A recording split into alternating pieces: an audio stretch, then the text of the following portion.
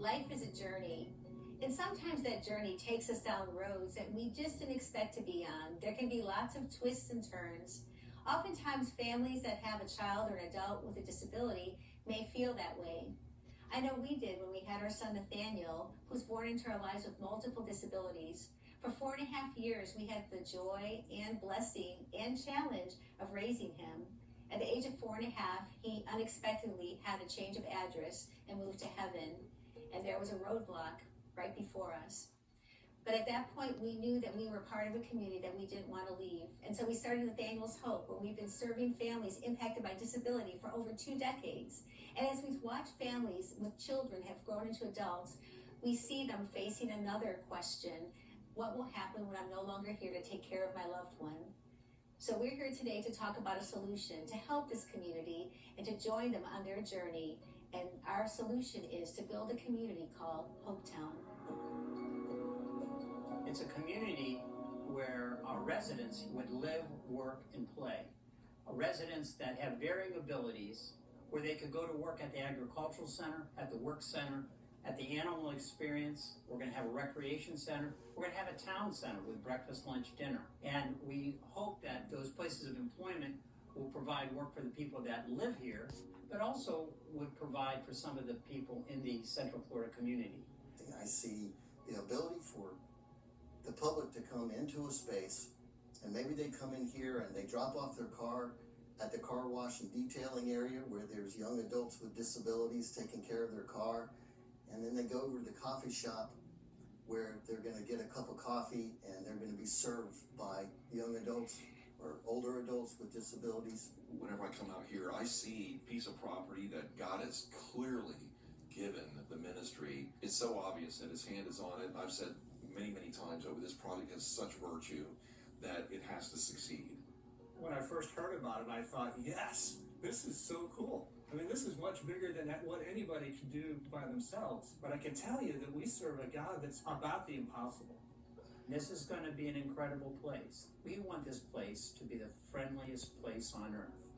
I see home for my son. I see a place where he's going to be respected. He's going to have the right level of care. He's going to have a social element, both with his peers and other people that are passionate about making sure that he has a quality of life that we want for our son and a lot of the other families want for their children.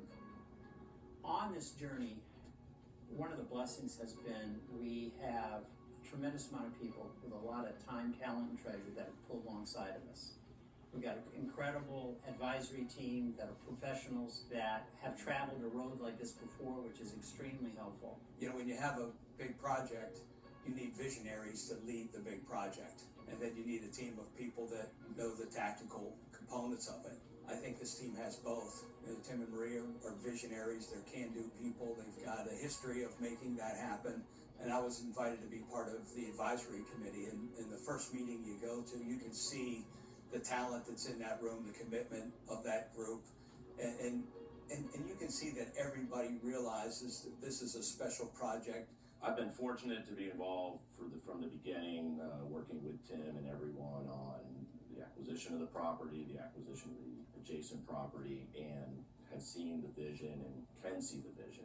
And I think the opportunity and the goal here is very achievable. For us, it became a family matter when we looked around and said, my goodness, we're so blessed to be able to make an impact, a positive impact in other families. It was just we were all in. As an architect and a father, I am concerned about my daughter's future and what will happen.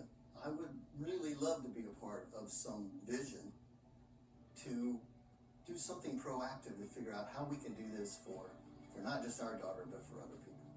As in any journey, in life or in work, sometimes things are more difficult than others. And in the case of Hopetown, it has not been a 4-lane highway. Most of the time, it's bumpy, unpaved, and difficult. We are learning to travel on that road and making progress. Thankful for those that support us, who know the process and understand how to traverse the obstacles. This is a complicated project, no question, but we have the base of a good, strong development team and a team that can work through the process. We need more help, but very achievable project. It's very difficult. It's taking a lot longer than everybody expected, but the result is going to be enormous. And one of the things that we see is special about Hopetown is it's going to allow our son to really prosper with the care and support that allows him to reach his potentials. You know, our son has his own special talents, as do all the other adults and children with special needs. And having an environment that will allow and can serve their individual needs versus a vanilla program that just sustains their time here on earth. Boy, we see that as a game changer for us. Vision of becoming a champion for this project at any political level, whether it's local, regional, state, it's going to make a difference in their service to the community. We need this. Our families need this. Our kids need this, and we want to be part of it. So please support it. Jump on board. Let's all do this together. As you can see, we're well on our way. We know we have a few more miles to go, but with God's help and your involvement with time, talents, and treasures, we're going to reach our destination. Will you join us on the road to Hopetown?